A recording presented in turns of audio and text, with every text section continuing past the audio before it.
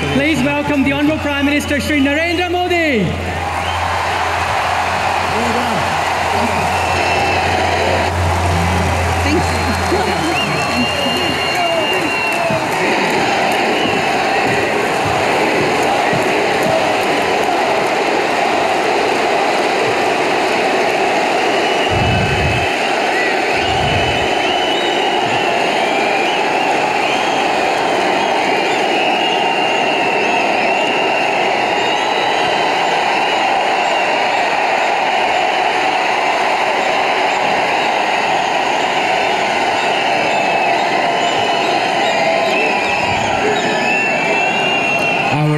To begin by acknowledging the traditional owners of this land on which we stand today and pay my respect to their elders, past and present.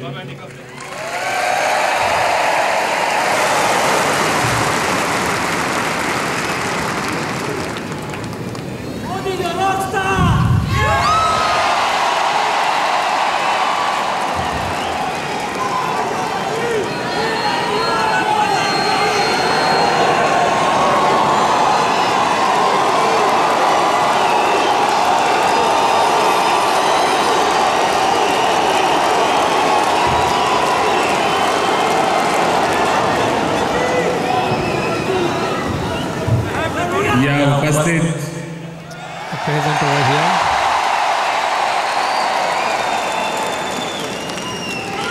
यहाँ के सामाजिक राजनीतिक जीवन के The social life, सभी वरिष्ठ महानुभाव, all dignitaries, और मेरे प्यारे देशवासियों, and my dear countrymen.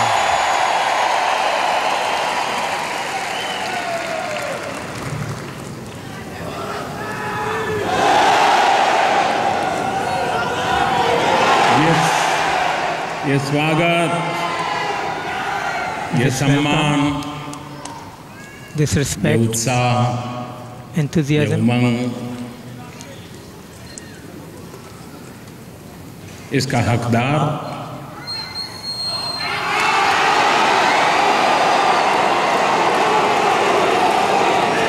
the person privileged to receive it.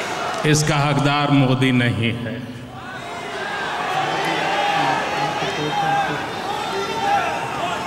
125 crore देशवासी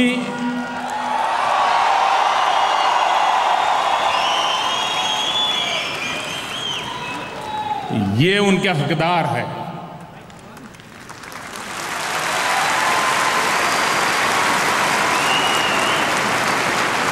ये स्वागत, ये सम्मान, ये प्यार भारत माता के उन 125 करोड़ संतानों के चरणों में मैं समर्पित करता हूं।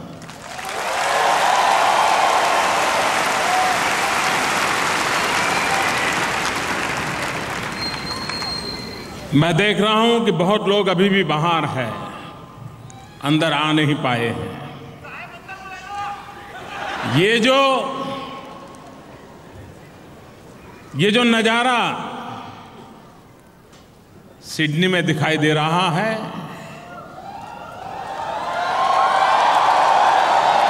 ये नजारा पूरे हिंदुस्तान को आंदोलित कर रहा है।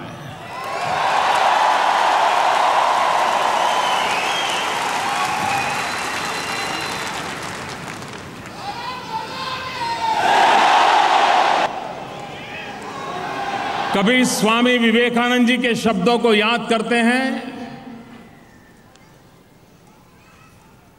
तो हम कल्पना नहीं कर सकते कि हमारे इन महापुरुष कितने दीर्घदृष्टा थे। आजादी के ठीक 50 साल पहले स्वामी विवेकानंद जी ने कहा था कि 50 साल के लिए भारत के लोग अपने देवी देवताओं को भूल जाए कोई कल्पना कर सकता है कि सन्यासी और जो खुद आध्यात्मिक जीवन को लेकर के चल पड़ा था, जिसने गुरुदेव रामकृष्ण परमहंस को अपना जीवन आहूत कर दिया था, जिसके लिए ईश्वर साक्षात्कार यही जीवन का मकसद रहा था, वो सन्यासी देश की आजादी के 50 साल पहले कह रहा है कि 50 साल के लिए आप अपने देवी देवताओं को भूल जाओ और सिर्फ भारत माता की पूजा करो, दुनिया में फिर एक बार भारत माता जग जाए।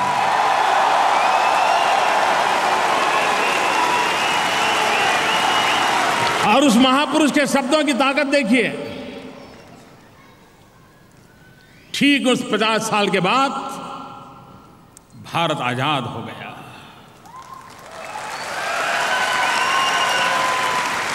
मेरी तरह यहां बहुत लोग ऐसे हैं जिनका जन्म आजाद हिंदुस्तान में हुआ है।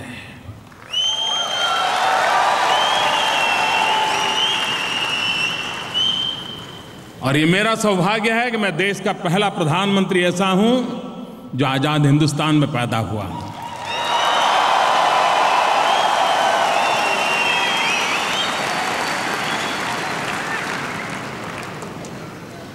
और तब जाकर के मुझे जरा ज्यादा ही जिम्मेवारी का एहसास होता है,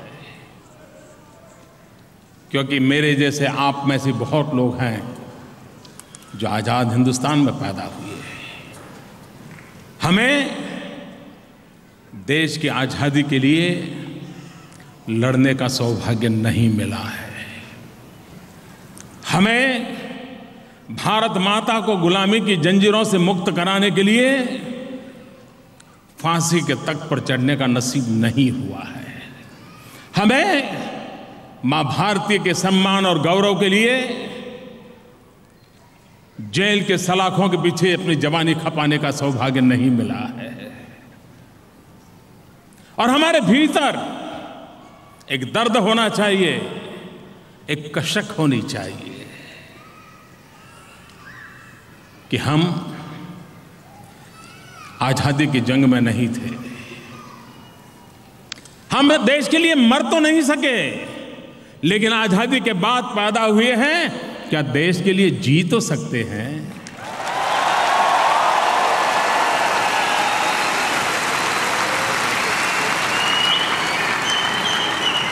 हर किसी के नसीब में देश के लिए मरना नहीं होता है, देश के लिए जीना हर किसी के नसीब में होता है। और इसलिए हमारा संकल्प रहना चाहिए, हम जिएंगे तो भी देश के लिए,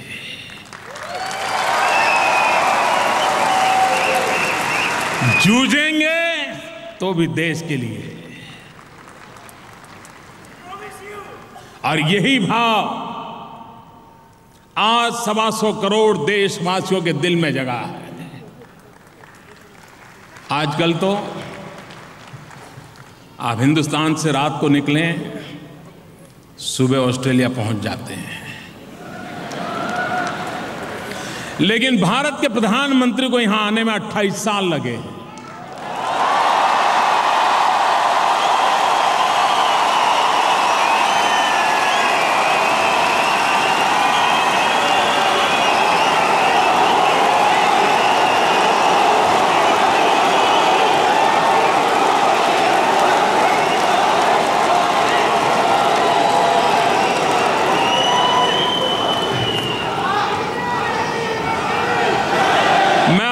विश्वास दिलाने आया हूं, ऑस्ट्रेलिया में रहने वाले मेरे देशवासियों,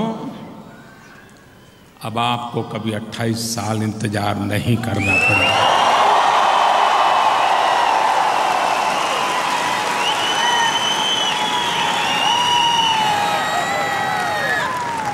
जितना हक हिंदुस्तान में रहने वाले हिंदुस्तानियों का है, उतना ही हक यहां पर रहने वाले मेरे देशवासियों का है।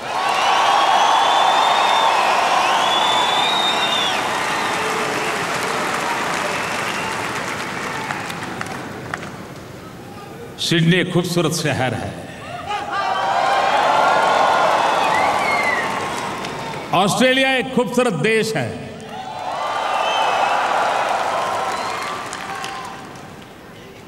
न ऑस्ट्रेलिया न इंडिया क्रिकेट के बिना जी सकते हैं।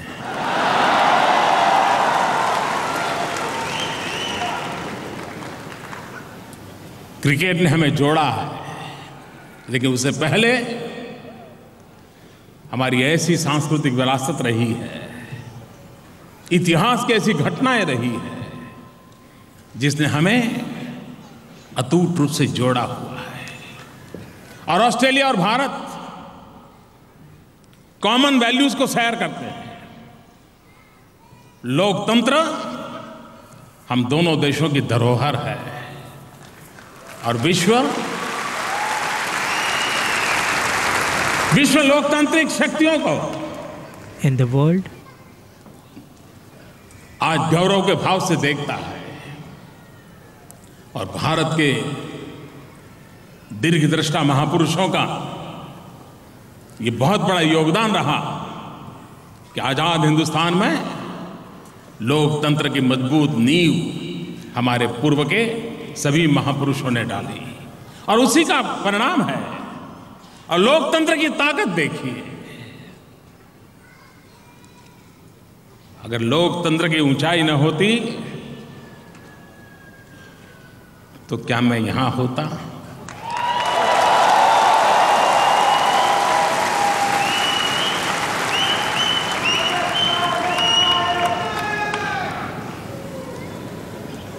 भारत के लोकतंत्र की उस ताकत को हम पहचानें कि जहां सामान्य से सामान्य इंसान भी अगर सच्ची निष्ठा और श्रद्धा के साथ देश के लोगों के लिए जीना तय करता है तो देश भी उसके लिए मरना तय करता है।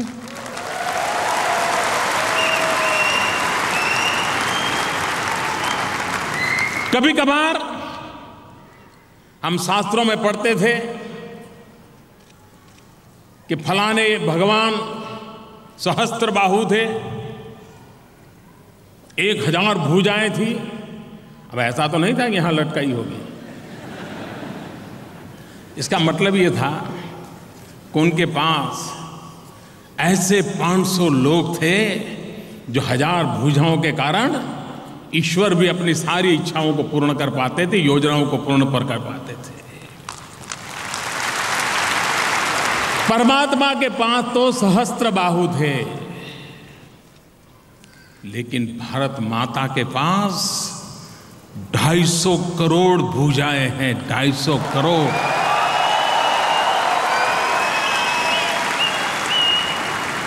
जिस देवी के पास, जिस भारत मां के पास 250 करोड़ भुजाएं हो और उसमें भी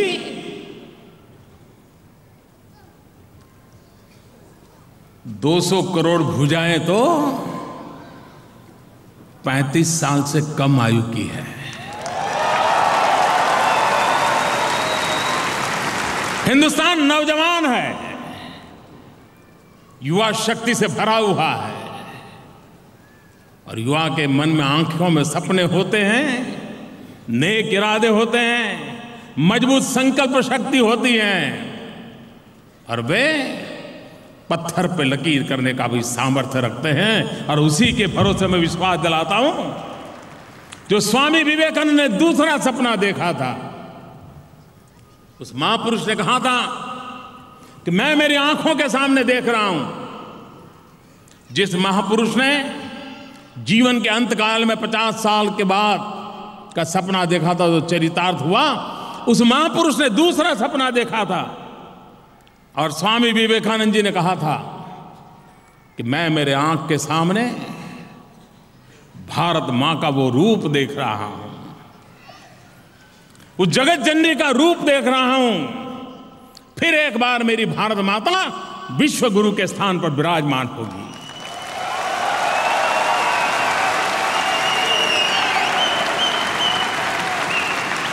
वो विश्व का नेतृत्व करती होगी, वो विश्व की आशा आकांक्षाओं की पूर्ति का सामर्थ्य रखती होगी। मेरी स्वामी विवेकानंद जी की इस दीर्घ दृष्टा पर अपार श्रद्धा है और इसलिए मैं भी विश्वास से कहता हूं कि विवेकानंद जी कभी गलत नहीं हो सकते।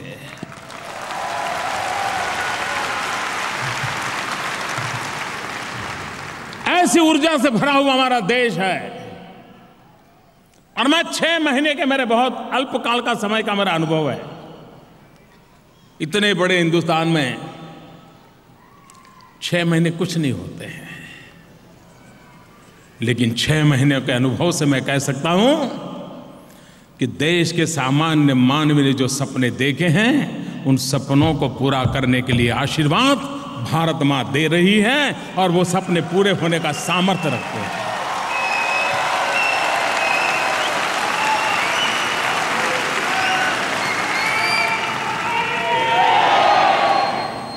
मैं आपसे पूछना चाहता हूं, जो भरोसा मेरा है आपका है क्या?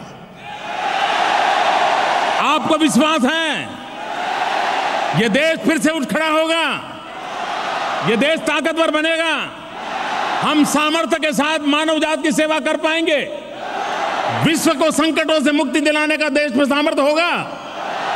अगर आपकी वाणी में जो ताकत है वो सामान्य मानवी की ताकत, वो वाणी कभी ईश्वर की वाणी बन जाती है।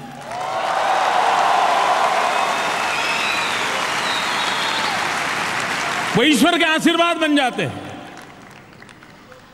मुझे कोई कारण नहीं लगता है भाइयों बहनों, कोई कारण मुझे नहीं लगता है कि हमारा देश अब पीछे रह जाए। मुझे कोई कारण नहीं लगता है। नियति ने उसका आगे जाना तय कर लिया है। अब हम 250 करोड़ भुजाओं ने संकल्प करना है कि हमारी भुजाओं से हर काम वही होगा जो भारत मां के कल्याण के लिए होगा, 125 करोड़ देशवासियों के कल्याण के लिए होगा, विश्व के दुखियारों के लिए होगा। अगर एक बार उन संकल्पों को लेकर के चलते हैं तो उन संकल्प की पूर्ति भी अपने आप होती है। ऑस्ट्रेलिया के जीवन में कोई भी भारतवासी गर्व करता है कि यहां 200 साल पहले भारत से कुछ परिवार आए थे, 200 साल पहले,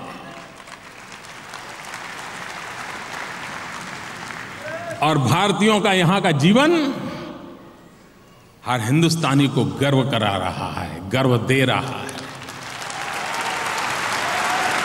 आपने ऑस्ट्रेलिया को अपना बना लिया है। आपके वाणी से, वर्तन से, व्यवहार से, विचार से जिन मूल्यों को लेकर के आप जी रहे हैं, उसके कारण ऑस्ट्रेलिया का भी हर नागरिक आपसे अपनापन महसूस करता है।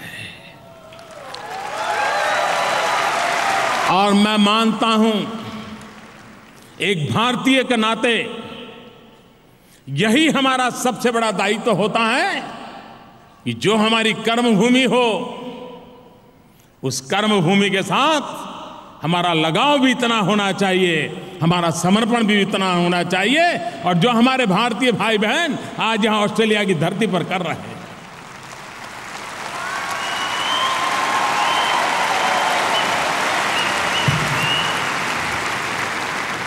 मैं यहां आने से पहले कुछ चीजें देख रहा था, मुझे जो देख करके इतना आनंद हुआ, और मैं आज सबका उल्लेख तो नहीं कर पाऊंगा। जिनका उल्लेख रह जाए वो मुझे क्षमा करें। वो अगर कमी है तो मेरी कमी है, उनके पराक्रम की कमी नहीं है। और इसलिए कह करके मैं, आप देखिए 1964 में जो टोक्यो में ओलंपिक गेम हुआ, उसमें मूल भारतीय बख्तवार सिंह समराय, उन्होंने प्रतिनिधित्व किया था ऑस्ट्रेलिया की तरफ से।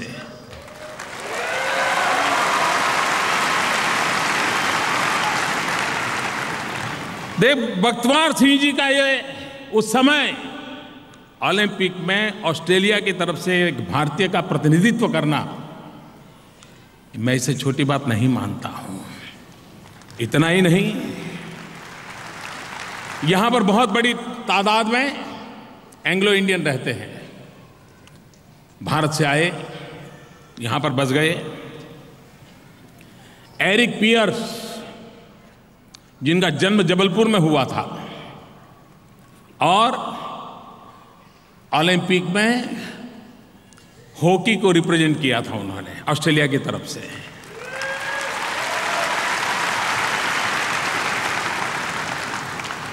रेक्स सेलर्स, स्टुअर्ट क्लार्क, ये दोनों एंग्लो इंडियन थे, भारत से आए थे, लेकिन ऑस्ट्रेलिया को क्रिकेट की दुनिया में उन्होंने अपनी जगह बना दी थी। ये उनका योगदान था। लीसा स्थालेकर पुणे में जन्मी और महिलाओं के क्रिकेट की दुनिया में 2013 तक 1000 रन बनाना और 100 विकेट लेने का उसका रिकॉर्ड है। एक भारतीय मूल की बेटी ऑस्ट्रेलिया की तरफ से खेल रही थी। अक्षय वेंकटेश, भारतीय मूल के ऑस्ट्रेलियन, 12 साल की उम्र में international physics olympiad and international maths olympiad, उसमें विश्व में अपना डंका बजा दिया था, ऑस्ट्रेलिया का नाम रोशन किया था। यही के हमारे ये सामर्थ्यवान लोग मथई वर्गीस मूल भारतीय मूल के थे, वाया अफ्रीका, वहाँ ऑस्ट्रेलिया पहुंचे। मैथमेटिशियन के नाते उन्होंने अपना नाम बनाया था। थारिनी मुदालियर साउथ अफ्रीका में जन्मी, मूल भारतीय, और एक्ट्रेस और सिंगर के रूप में पूरे ऑस्ट्रेलिया में वो जाने लगी। इंदिरा नायडू, मूल भारतीय की ऑस्ट्रेलियन, एक लेखिका के रूप में, एक जर्नलिस्ट के रूप में और यूएन में सेवाएं देने के रूप में आज भी हर भारतीय ऐसे नामों पर गर्व कर सकता है। इसके सिवाय भी बहुत सारे नाम होंगे जो भारतीय मूल के लोग हैं, जिन्होंने ऑस्ट्रेलिया में अपने आप को ऐसा खपा दिया, अपना को ऐसा समर्पित कर दिया कि ऑस्ट्रेलिया के जीवन को में भिन्न भिन्न क्षेत्रों में ऑस्ट्रेलिया का नाम रोशन हो, उसमें उनका योगदान रहा है। और यही हमारी ताकत है। एक भारतीयता के गौरव के लिए, भारतीय होने के नाते विश्व में हम जहां हो वहां के लोगों का हम प्रेम संपादन करें, मिलजुल करके उनके जीवन को बनाने में हम अपना योगदान करें। हमारे पास जो श्रेष्ठ है वो जगत को काम आए, और उसी के लिए हम एक माध्यम बने। और उस भूमिका से जो आप भूमिका अदा कर रहे हैं, इसलिए मैं आप सबको हृदय से बहुत बहुत बधाई देता हूं। मैं आप सबका बहुत बहुत अभिनंदन करता हूं।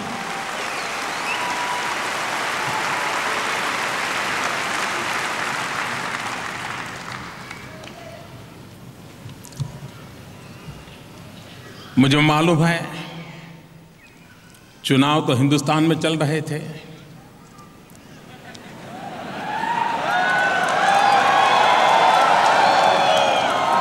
आपकी उंगली पर तो टीका लगने वाला नहीं था, आपका तो मतदान होना नहीं था, लेकिन मुझे मालूम है उस चुनाव का कोई पल ऐसा नहीं था जिससे आप जुड़े नहीं थे।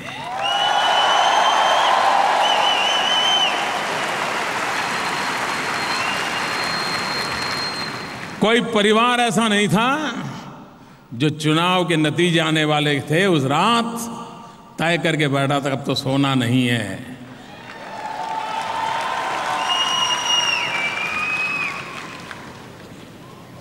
ये जो भारत में राजनीतिक परिवर्तन के लिए विश्व भर में फैले हुए भारतीय समुदाय का जो उमंग था, वो उमंग कौन जीते कौन हारे इसके लिए नहीं था, किसकी सत्ता बने किसकी न बने इसके लिए नहीं था। उसके दिल में एक दर्द था, आंख थी, पीड़ा थी कि मैं दुनिया में जहां बैठा हूं मेरा देश कब ऐसा बनेगा।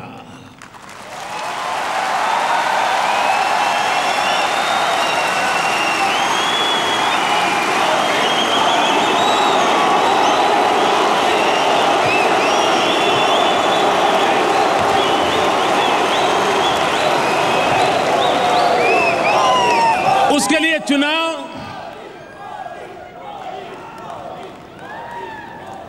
उज्जवल भारत के भविष्य के सपनों से जुड़ा हुआ था। उसके लिए चुनाव राजनीतिक उठापटक का खेल नहीं था, जय और पराजय का खेल नहीं था। उसके दिल में तो एक ही आवाज थी, भारत माता की जय। उसके मन में एक ही भाव था, भारत माता की जय। और भारत माता की जय का मतलब होता है भारत के जो कोटि कोटि लोग जो आज भी गरीबी में जिंदगी गुजार रहे हैं, कितने परिवार हैं जिनको आज बिजली तक मुहैया नहीं है। आजादी के इतने सालों के बाद पीने का शुद्ध पानी न मिले, बिजली मुहैया ना हो, इतना ही नहीं शौचालय तक नहीं है।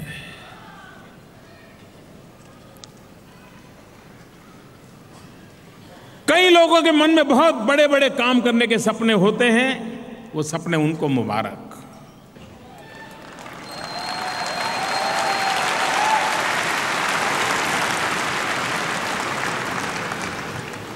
मुझे तो छोटे छोटे काम करने हैं,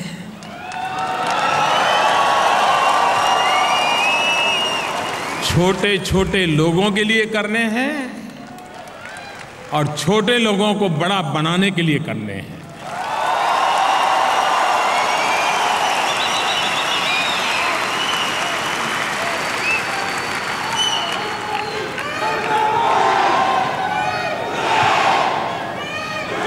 आप कल्पना कर सकते हैं आज के युग में बैंकिंग सिस्टम से अलग रह करके आर्थिक व्यवस्था की मुख्य धारा के बाहर रह करके कोई आर्थिक विकास में भागीदार बन सकता है क्या? हर किसी के लिए बैंक अकाउंट इतनी सामान्य बात है। हमारे देश में बैंकों का राष्ट्रीयकरण हुआ था और ये सपना देखा गया था गरीब से गरीब व्यक्ति बैंक में जा पाएगा। आपने भी किसी गरीब को बैंक में नहीं देखा होगा, जब हिंदुस्तान में थे कभी देखा था? अब मैंने सपना लिया है कि मैं चाहता हूं गरीब का बैंक में खाता हो।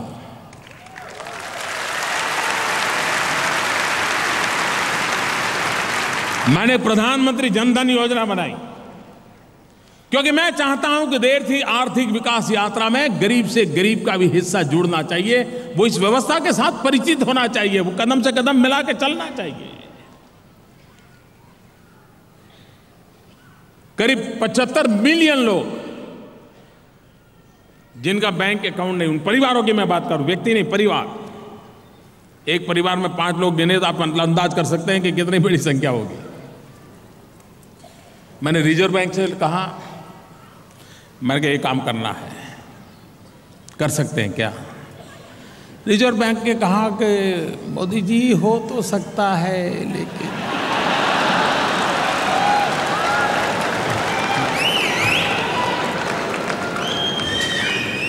अब प्रधानमंत्री को मना तो कोई करता नहीं।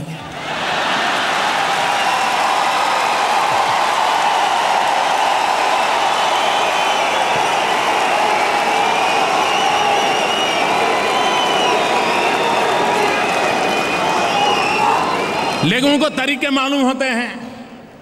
उन्होंने कहा साहब 3 साल लगेंगे। मैंने कहा भाई 3 साल के बाद क्या सूरज कब उगेगा? मैंने हमारे वित्त मंत्रालय को पूछा, मैंने कहा भाई ये काम करना है, बताओ क्या करोगे? मैंने कहा रिजर्व बैंक तो 3 साल कह रहे, नहीं बोले 2 साल में कर देंगे। उनको लगा हम मोदी जी खुश हो जाएंगे। वो 3 कह रहे थे, हमने 2 कह दिया, अब तो गाड़ी चल पड़ेगी। मैंने मेरी ऑफिस के लोगों को बुलाया, पीएमओ को। मैंने कहा भाई ये रिजर्व बैंक कह रही है 3 साल, डिपार्टमेंट कह रहा है 2 साल, आप क्या कह रहे हैं? नहीं साहब बोले 1 साल तो लगेगा।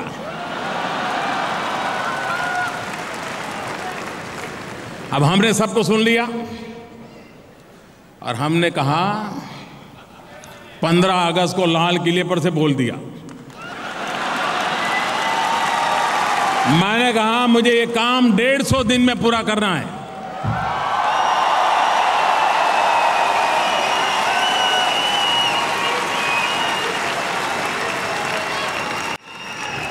दोस्तों पिछले 68 इयर्स में 1 साल में औसत 1 करोड़ बैंक अकाउंट खुलते थे, 10 मिलियन।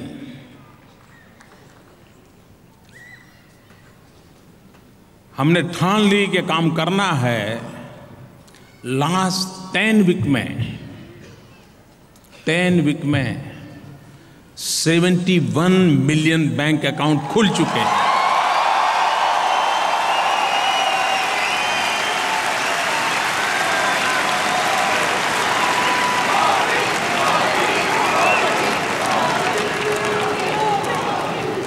सरकार वही, मुलाजिम वही, दफ्तर वही, फाइल वही, आदत वही, लोग भी वही।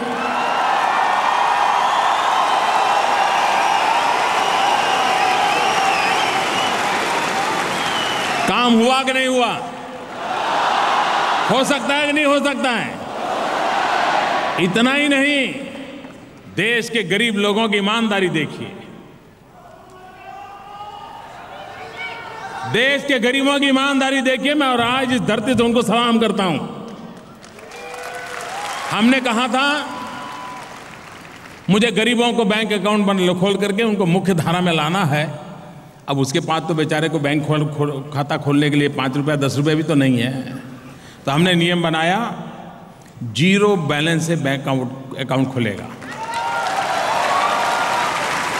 लेकिन आप सब गर्व से कर सकते हो, 0 बैलेंस से जिनका बैंक अकाउंट खोलना था, ऐसे गरीब परिवार के लोगों ने मन में सोचा नहीं मुफ्त में क्यों करें, भले मोदी जी ने तो कह दिया, लेकिन ऐसा नहीं करेंगे। हमारा भी कोई जिम्मा होता है। और मेरे दोस्तों, आपको जान करके खुशी होगी, इस 70 मिलियन जो बैंक अकाउंट खुले हैं, 10 वीक में खुले हैं, 5,000 करोड़ रुपए इन्होंने जमा करवाया। 5,000 करोड़ रुपए।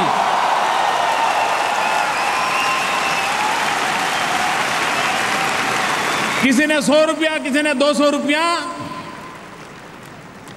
उसको लगता है कि मैं एक मुख्य धारा से जुड़ रहा हूं। मेरा कहने का तात्पर्य है दोस्तों कि एक बार हम हमारे देश के लोगों की ताकत को कम ना आके, हमारी व्यवस्थाओं की ताकत कम ना आके, हम व्यवस्थाओं पर भरोसा करें, देशवासियों पर भरोसा करें और उनको सही दिशा में ले जाने के लिए अगर उंगली पकड़ करके चलने की कोशिश करें, वो हमसे भी आगे दौड़ने के लिए तैयार होते हैं।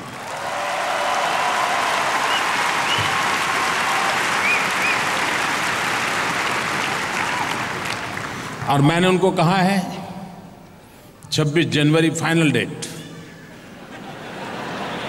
पूरा करना है काम, लगे हैं। सारे बैंक एम्प्लॉय लगे हुए हैं, काम कर रहे हैं।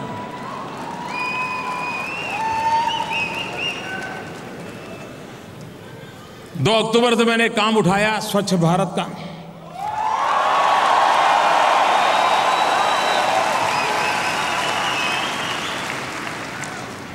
आप मुझे बताइए, दुनिया के किसी भी देश में आप जाते हैं और वहाँ की स्वच्छता देखते हैं तो सबसे पहले हमारे देश के गली मोहल्ले याद आते कि नहीं आते? हम यहाँ आकर के कभी गंदगी करते हैं क्या? लेकिन भारत में जाते ही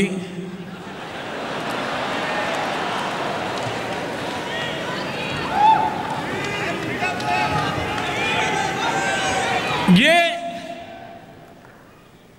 सिर्फ व्यवस्थाओं के कारण ये समस्या नहीं है। मैं जानता हूं कठिन काम है।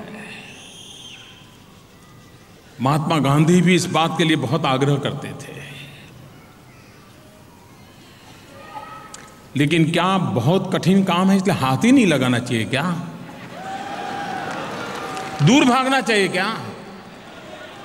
आलोचना सहने की तैयारी चाहिए कि नहीं चाहिए? और भाइयों बहनों, मैंने एक बहुत बड़ा संकट मोल लिया है, जानबूझकर के मोला है। जो लोग 1857 के स्वातंत्र संग्राम में लड़ पड़े थे, शहीद हो गए थे, उनको अपने जीते जी देश की आजादी देखने को नहीं मिली थी।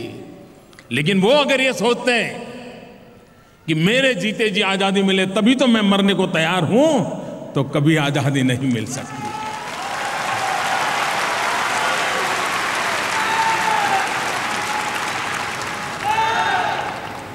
अगर 125 करोड़ देशवासी तय करें तो दुनिया के सामने ये जो हमारी छवि बिगड़ी हुई है उसको भी हम बराबर साफ सुथरा बना सकते हैं, और इसलिए मैंने इस काम को उठाया।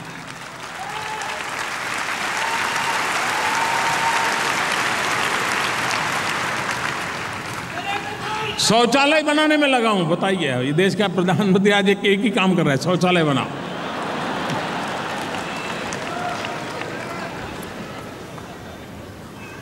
खास करके हमारी माताओं बहनों की डिग्निटी, गांव के अंदर आज भी खुले में शौचालय जाना पड़ रहा है, मन में दर्द होती, शर्मिंदगी महसूस होती है दोस्तों।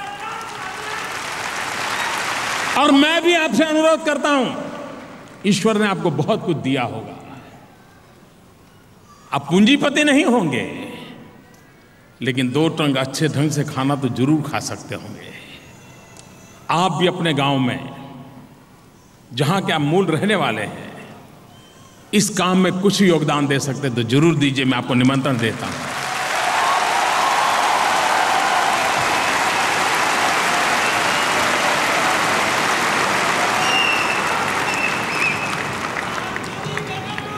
स्वच्छता जो है वो ऐसा क्षेत्र है,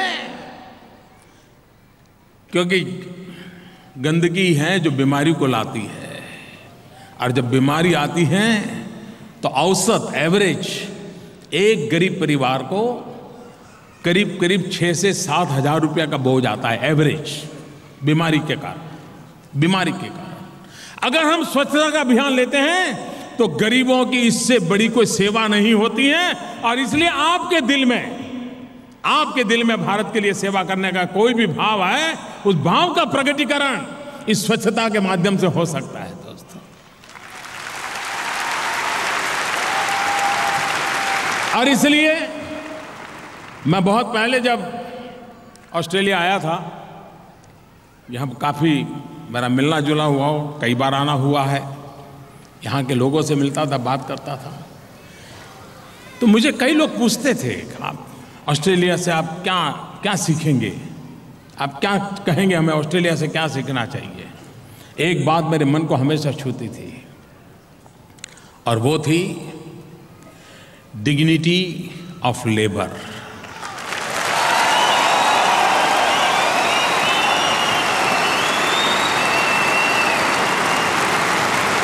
यहां के चरित्र में है, जिस आदर के साथ वो डॉक्टर से बात करता है, उतने ही आदर से वो ड्राइवर के साथ बात करता है।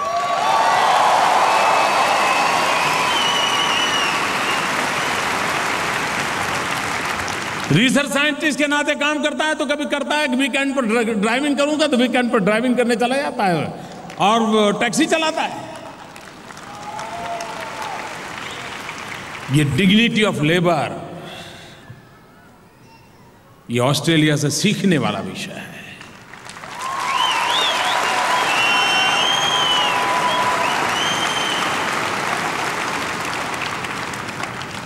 ये स्वच्छता के माध्यम से मैं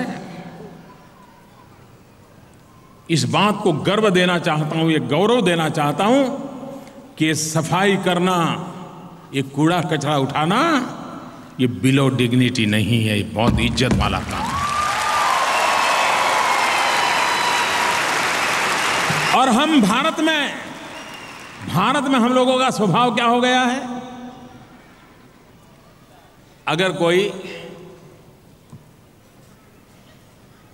अपने घर कूड़ा कचरा उठाने के लिए आ जाए तो हम क्या कहते हैं, कचरा वाला आया है। हकीकत वो कचरे वाला नहीं है, वो सफाई वाला है।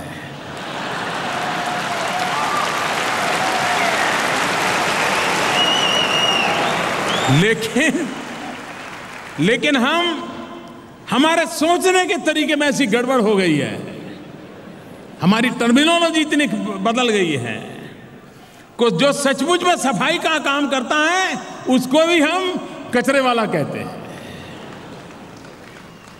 ये स्थिति बदलनी है। और इसलिए, और मैंने देखा है आज हिंदुस्तान में उद्योग जगत के लोग हो, सिने जगत के लोग हो, शिक्षा जगत के लोग हो, राजनीतिक जगत के लोग हो, सबने इसको गौरव के साथ इस काम में शरीक होने का काम उठाया है और मैं सबको इसके लिए अभिनंदन करता हूं। काम कठिन है। दिवाली में भी अपना 2 कमरे का घर भी साफ करना है तो हफ्ता लग जाता है, तो इतना बड़ा हिंदुस्तान साफ करना है तो कितना समय लगता है। और इसलिए हमने कहा है 2019 महात्मा गांधी की 150वीं जयंती आ रही है। महात्मा गांधी ने हमें आजादी दी, हम गांधी को क्या दें। कम से कम साफ सुथरा हिंदुस्तान तो उनको चरणों में धरे, हम इतना तो करें।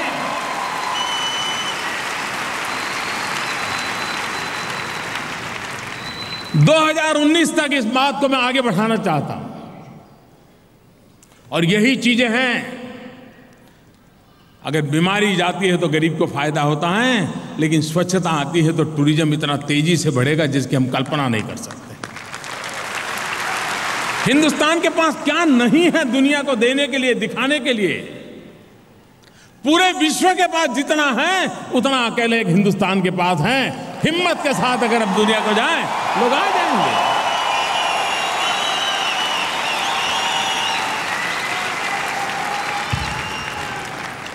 लेकिन वो मिजाज भी तो चाहिए, वो दम भी तो चाहिए,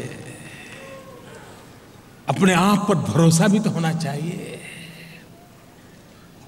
इतनी चीर पुरातन चीजें हमारे पास है, विश्व को हम आकर्षित कर सकते हैं, लेकिन शुरुआत ही ऐसी होती यार, पता नहीं, और बात वहीं अटक जाती है।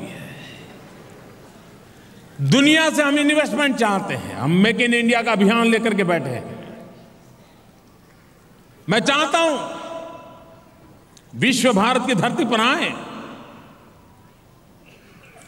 मैन्युफैक्चरिंग सेक्टर में आए, क्योंकि हमारा मकसद एक है, मेरे देश के नौजवान को रोजगार मिले। हमारी सारी नीतियों के केंद्र बिंदु में नौजवान के लिए रोजगार है। जॉब क्रिएशन कैसे हो, और इसके लिए हम दुनिया को कह रहे हैं, आइए भारत में पूंजी लगाइए। जिस देश के पास इतने नौजवान हो, वो देश के नौजवान अपने कौशल्य के द्वारा, अपने सामर्थ्य के द्वारा दुनिया को क्या कुछ नहीं दे सकते हैं। और इसलिए मेक इन इंडिया अभियान हमने चलाया है और उसके लिए नियमों में, कानूनों में, व्यवस्थाओं में बहुत बड़ा तेजी से बदलाव ला रहे हैं। गुड गवर्नेंस से सबसे बड़ी आवश्यकता है। लेकिन पूंजी निवेश के लिए भी कोई आएगा तो सबसे पहले उसके यहां जो लोग आते हैं, सीईओ लाएगा, टॉप मैनेजर्स लाएगा, मैनेजरियल स्किल वाले, वो पहले पूछते भाई क्वालिटी ऑफ लाइफ का क्या है। मैं जब गुजरात में मुख्यमंत्री था तो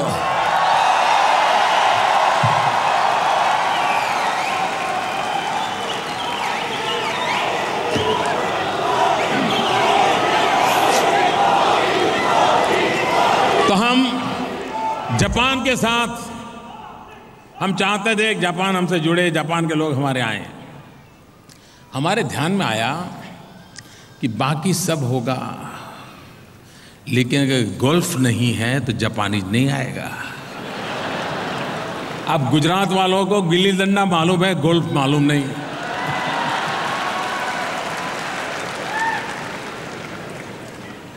आगे अगर हमने प्राइवेट पार्टी को कहा, हमारे कहा भाई तुम गोल्फ के लिए कुछ व्यवस्थाएं करो, मुझे इन्वेस्टमेंट चाहिए। कहने का तात्पर्य यह है कि कोई भी पूंजी निवेश के लिए आता है तो वो उसके अपने प्रमुख लोगों के लिए, मैनेजरियल स्किल जिनका है, वो क्वालिटी ऑफ लाइफ चाहता है। ये भारत की जिम्मेवारी बनती है कि हम उस क्वालिटी ऑफ लाइफ को लिए लोगों को ऑफर करें ताकि पूंजी निवेश के साथ उसके जो लोग आए उनके जीवन को भी एक स्तर से रहने का अवसर मिले, अच्छी शिक्षा मिले, अच्छी हेल्थ केयर मिले, अच्छा जीवन जीने का अवसर मिले। इन सारी चीजें जुड़ी हुई है। हम सिर्फ सरकार की नीतियां बनाएं और लोगों को कहेंगे ये टैक्स फ्री करेंगे, वो फ्री करेंगे, ये मुफ्त में देंगे, आप आ जाइए, दुनिया आती नहीं है। उसके लिए व्यवस्थाएं विकसित करनी पड़ती है, एनवायरमेंट बनाना होता है। मेक इन इंडिया के द्वारा हमने उस दिशा में प्रयास शुरू किया है। भारत की रेलवे, हम सब गर्व कर सकते हैं, लेकिन वो वहीं अटकी पड़ी है। न नया 1 किलोमीटर रेल की पटरी पर डाली जाती है, न उसकी स्पीड बढ़ती है, न पैसेंजरों के लिए जगह बढ़ती है। पैसेंजर बढ़ रहे हैं तो अंदर नहीं तो ऊपर बैठते हैं। क्या इन स्थिति का उपाय नहीं है? क्या उपाय है? बड़ी हिम्मत के साथ हमने निर्णय किया है रेलवे में 100% फॉरेन डायरेक्ट इन्वेस्टमेंट के लिए।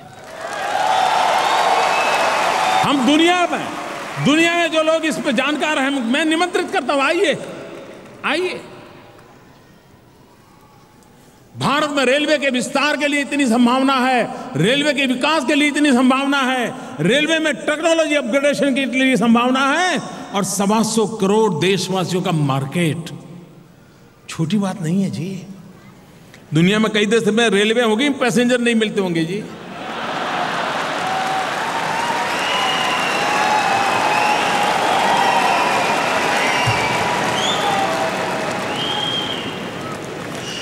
मेरा कहने का तात्पर्य यह है मित्रों कि हम नीतिगत ऐसे बदलाव ला रहे हैं जिन बदलावों के कारण भारत के सामान्य मानवी के जीवन में बदलाव के लिए,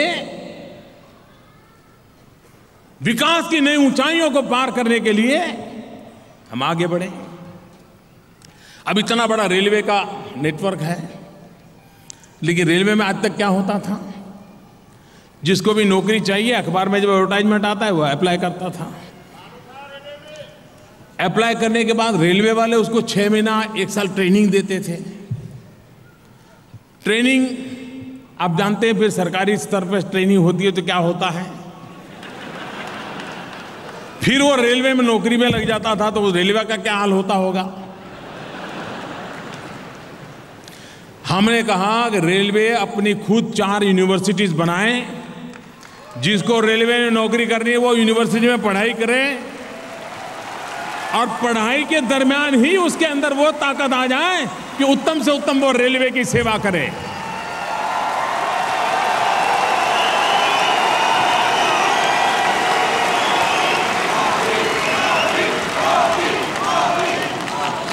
टेक्नोलॉजी अपग्रेडेशन हो, रेलवे का एक्सपांशन हो, at the same time human resource development भी होना चाहिए। और इसके लिए एक और काम जो हमने उठाया है, क्योंकि दुनिया को बहुत बड़े वर्कफोर्स की जरूरत होने वाली है। आज जो दुनिया तेज गति से दौड़ रही है ना, वो बुढ़ापे में आ गई है। आज दुनिया के कई देश हैं जिसके पास आर्थिक सामर्थ्य है, लेकिन वर्कफोर्स नहीं है। और सिर्फ टेक्नोलॉजी के माध्यम से जीवन चलाना संभव नहीं है। कितनी ही टेक्नोलॉजी लाएं, लेकिन प्रॉपर वर्कफोर्स की जरूरत हर एक को रहने वाली है। और हम भाग्यवान हैं, सारे दुनिया को जितने वर्कफोर्स की जरूरत है वो पहुंचाने के लिए हमारे लोगों ने भरपूर काम किया है।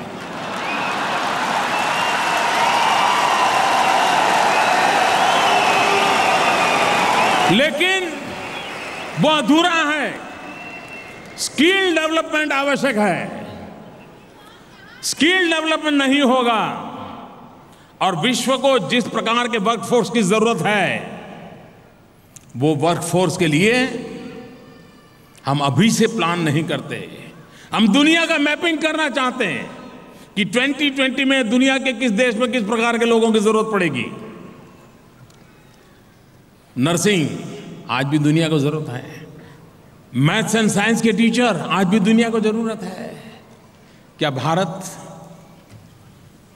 वहां से डायमंड ही एक्सपोर्ट करे क्या? जेम्स एंड ज्वेलरी एक्सपोर्ट करे क्या? आलू टमाटर एक्सपोर्ट करे क्या? अगर हम दुनिया में बेस्ट क्वालिटी के टीचर एक्सपोर्ट करते हैं, पूरी दुनिया को हम अपनी बना सकते हैं। सारे विश्व को इसकी जरूरत है। सारे विश्व को बेस्ट क्वालिटी टीचर्स की जरूरत है, लेकिन उसके लिए ह्यूमन रिसोर्स डेवलपमेंट पर ध्यान भारत में देना पड़ता है। 5 साल लगे, 7 साल लगे, 10 साल लगे, लेकिन ऐसे मानव ताकत को तैयार करें जो विश्व की जरूरतों की पूर्ति के लिए हो। हमारे नौजवान को रोजगार मिलेगा, विश्व का कल्याण होगा और भारत की जय जयकार होगी। दोस्तों,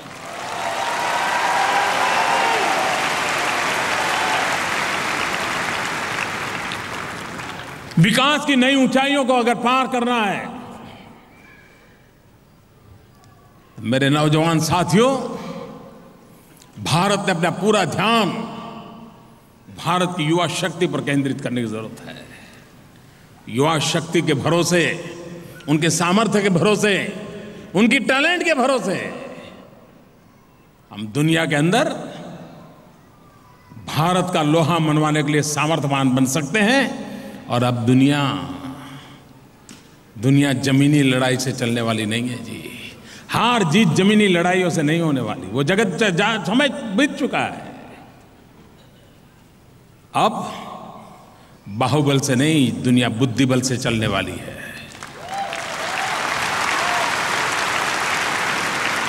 धनबल से भी ज्यादा बुद्धिबल काम करने वाला है। और उसके लिए सामर्थ्यवान नागरिकों को तैयार करना, सामर्थ्यवान नागरिकों के भरोसे विश्व की आवश्यकताओं को ध्यान में रखते हुए भारत को अपने आप को सज्ज करना होगा। और मैं आपको विश्वास दिलाता हूं मेरे भाइयों बहनों, मैं जानता हूं ये प्यार, ये आशीर्वाद, ये जय जयकार, इसके भीतर अपेक्षाएं पड़ी हैं।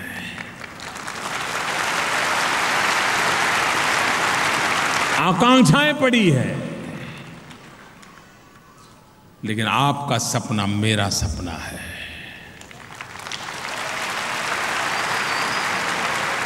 आपकी इच्छा आकांक्षा है, मेरी इच्छा आकांक्षा है। आप जिस रूप में भारत को देखना चाहते हैं, मैं भी उसी रूप में भारत को बनाना चाहता हूं। फर्क इतना है कि पहले सरकारों लगता था देश बनाएंगे, मैं मानता हूं सरकारें देश नहीं बना सकती और नहीं बनाना चाहिए। देश बनता है देशवासियों के कारण, देश बनता है देशवासियों की शक्ति के कारण। और अगर हम देशवासियों को अपनी शक्ति का भरपूर उपयोग करने का मौका दें, रुकावटें न डालें, सरकार इतना ही करे ना, हट जाए। आपको हैरानी होगी, मैंने आकर के, पहले की सरकारें इस बात का गर्व करती थी कि हमने ये कानून बनाया, हमने ढिकना कानून बनाया, हमने फलाना कानून बनाया। आपने सुना होगा सब चुनाव में। मेरी गाड़ी उल्टी है। उनको कानून बनाने में मजा आता था, मुझे कानून खत्म करने में आनंद आता है।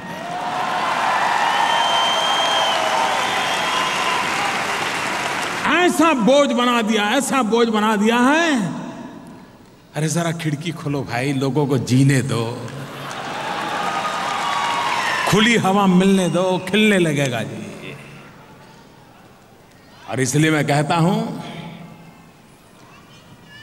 देश के नागरिकों पर मुझे भरोसा है, देश के नागरिकों के सामर्थ्य पर भरोसा है, और उन्हीं के भरोसे देश आगे बढ़ने वाला है। सरकारों के भरोसे देश नहीं चल सकता है और न चलना चाहिए। इस विचार का मैं इंसान हूं। आप लोग जब यहां आए होंगे, आप जब पढ़ते होंगे, तो आपको अपनी मार्कशीट को सर्टिफाई कराने के लिए किसी पॉलिटिशियन के पास सिक्का मरवाने जाना पड़ा होगा, किसी गैजेटेड ऑफिसर के यहाँ जाना पड़ा होगा, सुबह कतार लगती उसके घर के सामने, और कोई पहचान के बिना काम होता नहीं। ये सब आपने अनुभव किया है ना। मेरे समझ में नहीं आता है कि जेरोक्स का जमाना है, क्या वो गैजेटेड ऑफिसर या वो कॉरपोरेटर या वो एमएलए, क्या वो सर्टिफाई करे तभी हम सच्चे क्या?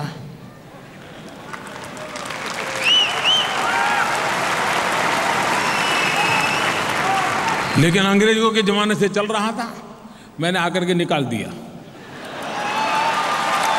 मैंने कहा भाई तुम खुद ही लिख दोगे मेरा है, बस चल मान लूंगा। अरे 125 करोड़ देशवासियों पर भरोसा तो करो भाई। अपनों पर हम भरोसा नहीं करेंगे तो अपने हमारे पर भरोसा क्यों करेंगे?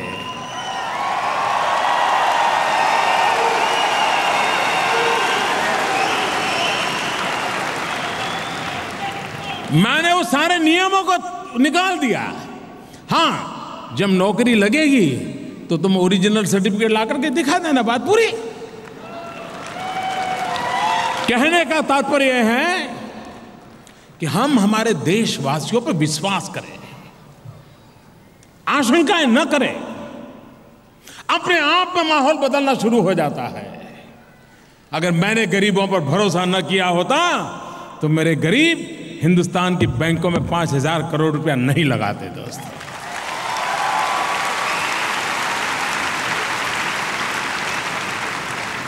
और इसलिए हम भरोसा कर करके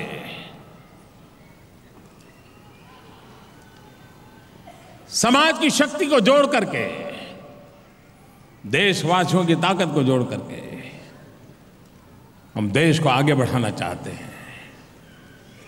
हमारा किसान सुखी हो, हमारी माताओं बहनों को सम्मान मिले, गौरव से जिए, हर क्षेत्र में डिग्निटी। अभी मैंने एक प्रोग्राम लॉन्च किया है, उसका नाम रखा है श्रम एव जयते। हम सत्यमेव जयते से तो परिचित थे, मैंने कहा श्रम एव जयते, डिग्निटी ऑफ लेबर। इस बात को आगे बढ़ा रहा हूं मैं। लेकिन मुझे विश्वास है भाइयों कि आपने जो मुझे प्यार दिया है, उस प्यार के माध्यम से कुछ जानकारी आपको दे दूं, ताकि कुछ बात आपकी भी बात होनी चाहिए ना। आपकी भी शिकायत होगी साहब, एम्बेसी में जाते हैं तो कोई पूछता नहीं है।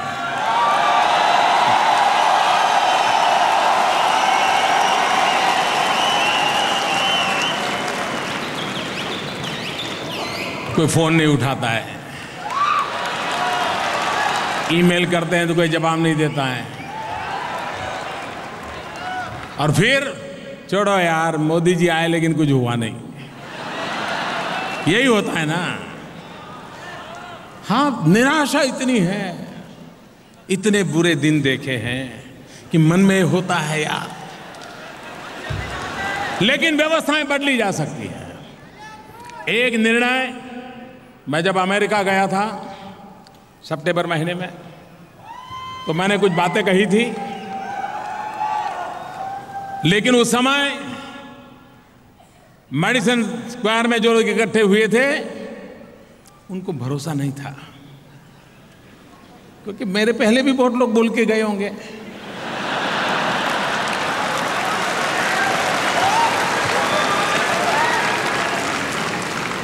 और दूध का जला छाछ फूंक के पीता है। लेकिन भाइयों बहनों, मैंने अमेरिका में जो कहा था, मैंने आकर के उसको एक के बाद एक लागू करना शुरू कर दिया। जिनके पास PIO कार्ड है उन सबको अब आजीवन वीजा मिल जाएगा।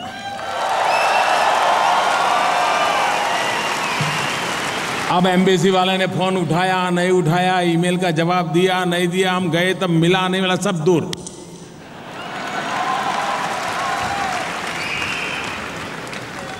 एक और काम है, क्योंकि ये झगड़ा चल रहा है, PIO को लेकर के चले कि OCI को लेकर चले। OCI वाला और PIO वाला को अलग अलग ट्रीटमेंट होती है। मैंने वहां घोषणा की थी कि हम दोनों को एक कर देंगे।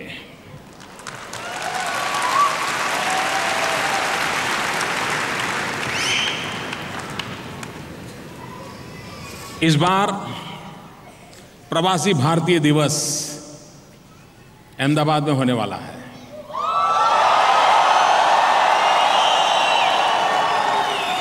और इस बार के प्रवासी भारतीय दिवस का एक महत्व है। 1915 जनवरी महीने में महात्मा गांधी साउथ अफ्रीका से भारत वापस आए थे। एक प्रवासी भारतीय के रूप में साउथ अफ्रीका से 1915 जनवरी में महात्मा गांधी वापस आए थे। महात्मा गांधी का हिंदुस्तान वापस आने को 2015 जनवरी 100 साल हो रहे हैं। और इसलिए प्रवासी भारतीय दिवस में महात्मा गांधी का वापस आने की शताब्दी का अवसर है। और हर विश्व में रहने वाले भारतीय को जैसे महात्मा गांधी के दिल में देश के लिए करने की ललक थी, ये ललक हर हिंदुस्तान दुनिया के किसी भी कोने में क्यों न हो, वो जलती रहे, जगती रहे। इसके लिए इस योजना को आगे बढ़ाते हुए, और इसलिए ये PIO और OCI हमने तय किया है कि 8-9 जनवरी जब प्रवासी भारतीय दिवस होगा 2015, उसके पहले मेरी सरकार इस काम को पूरा कर देगी।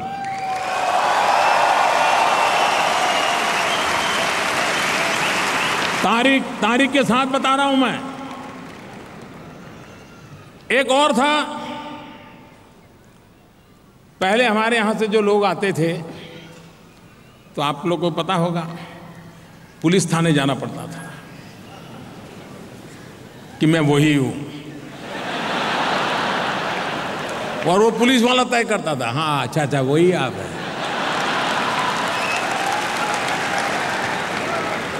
क्या मैं हैरान हूं जी। हमने तय कर दिया है किसी को जाना नहीं पड़ेगा, छुट्टी,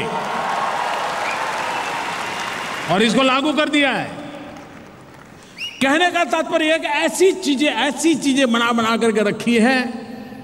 अब उसमें से मुझे मुक्ति दिलाने का मैंने अभियान चलाया है भाइयों। सिडनी में इंडियन हमारा जो यहाँ एम्बेसी का एक हिस्सा यहाँ सिडनी में भी है, वहाँ का कल्चरल सेंटर आज ही मैंने सूचना दी है, फरवरी तक मैं उसको फंक्शनल करना चाहता हूँ। और ये होगा। एक मेरी वेबसाइट है, आप में से इंटरेस्ट हो तो mygov.com, MYGOV। अगर शिकायत हो तो लिखिए उस पर। सुझाव है तो भी लिखिए, और आप देश के लिए कुछ करना चाहते हैं तो भी लिखिए। फरवरी में ये कल्चरल सेंटर शुरू हो जाए, इसके लिए मैं आगे बढ़ने वाला हूं। एक और महत्वपूर्ण निर्णय करना है, जो शायद आपको भारत में जो टूरिज्म बढ़ाने के लिए हम चाहते हैं, आप भी ऑस्ट्रेलिया के नागरिकों को कह सकते हैं, वीजा ऑन अराइवल।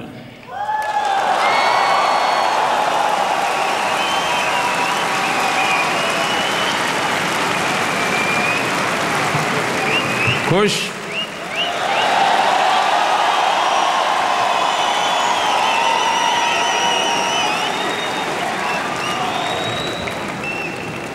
ये सुविधाएं बहुत जल्द आपको प्राप्त हो जाए, उस दिशा में हम काम कर रहे हैं। मैंने काफी समय ले लिया, मैं समझता हूं।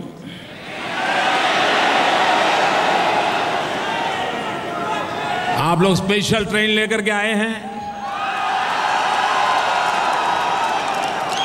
कोई कल्पना कर सकता है क्या आज वर्किंग डे और ये जमावड़ा?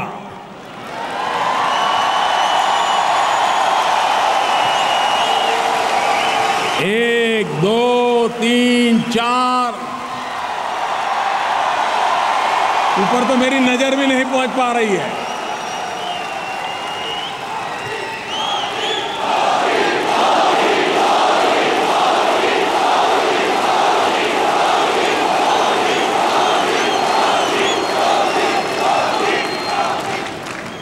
मैं आपके प्यार के लिए बहुत बहुत आभारी हूं आपका, और ये आशीर्वाद बने रहे, ये प्यार बना रहे। मैं आपको विश्वास दिलाता हूं, मैं परिश्रम करने में कोई कमी नहीं रखूंगा।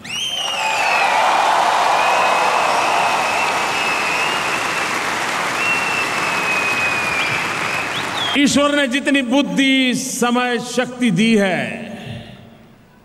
वो आपको समर्पित है, देशवासियों को समर्पित है।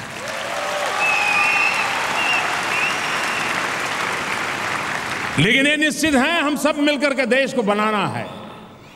देश ने हमें बहुत कुछ दिया है, हमें भी देश को कुछ देना है। आज हम जो कुछ भी है, किसी न किसी गरीब की कृपा है, तब हम यहां हैं। हमने उसे लौटाना है, और ईश्वर भी प्रसन्न होता है जब हम किसी के काम आते हैं। मैं फिर एक बार, इतनी बड़ी संख्या में आप आए, सम्मान दिया, प्यार दिया, मैं आपका बहुत आभारी हूं। मेरे साथ पूरी ताकत से आज बोलिए। हाँ, मेरा भी मन करता है बोल लूं। दोनों मुट्ठी पूरी ताकत से बोलिए, भारत माता की। ऐसे नहीं, पूरी ताकत से बताइए। हिंदुस्तान में लगना चाहिए कि भारत माँ के भक्त यहां बैठे हैं। भारत माता की, भारत माता की, भारत माता की। बहुत बहुत धन्यवाद।